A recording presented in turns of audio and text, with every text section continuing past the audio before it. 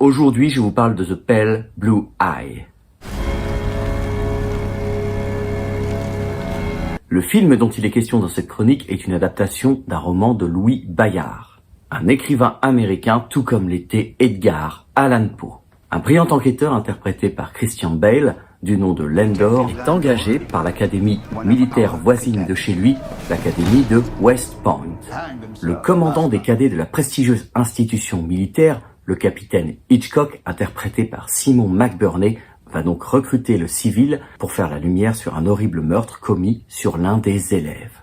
Vous vous doutez bien que très rapidement il y aura d'autres victimes en cours d'enquête et que l'enquêteur qui traîne avec lui de vieux démons va avoir besoin d'aide. Et cette aide précieuse, il va l'obtenir auprès du célèbre Edgar Allan Poe, qui n'est pas encore célèbre puisqu'il est cadet à l'académie. Alors un mot sur le capitaine Hitchcock dont je vous parlais à l'instant. En plus d'avoir le même nom que le prestigieux réalisateur Alfred Hitchcock, qui lui aussi, tout comme Edgar Allan Poe, a versé dans le mystère toute sa carrière, le capitaine Hitchcock a véritablement existé, tout comme Edgar Allan Poe. Et chose importante, le capitaine Hitchcock était lui aussi auteur. Les personnages de ce film donnant la part belle au mystère sont tous hauts en couleur. Et au niveau casting, on est bien servi et la touche étrange de Poe n'est jamais loin dans le choix des acteurs et des actrices. C'est Harry Melling qui incarne Edgar Allan Poe et le moins que l'on puisse dire, c'est qu'il a le physique du rôle, en plus, je trouve, de l'avoir brillamment interprété.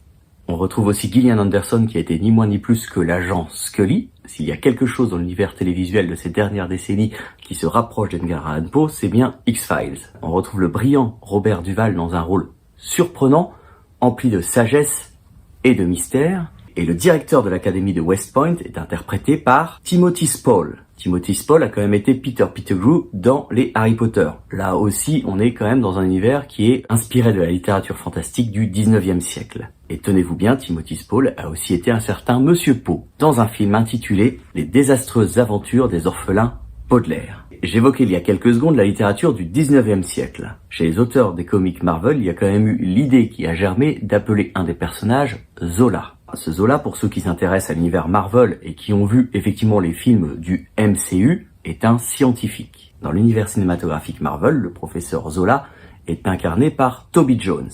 Eh bien, je vous le donne en mille, on retrouve aussi Toby Jones dans The Pale Blue Eye. Et je terminerai par l'actrice Charlotte Gainsbourg, puisqu'elle a un rôle important au cœur de cette intrigue. Le père de Charlotte, Serge, était un poète, tout comme Edgar Allan Poe. D'ailleurs, il y a une chanson qu'avait écrite Serge Gainsbourg, interprétée par Joël Ursule, et dans cette chanson, il est question, entre autres pour la rime, d'Edgar Allan Poe.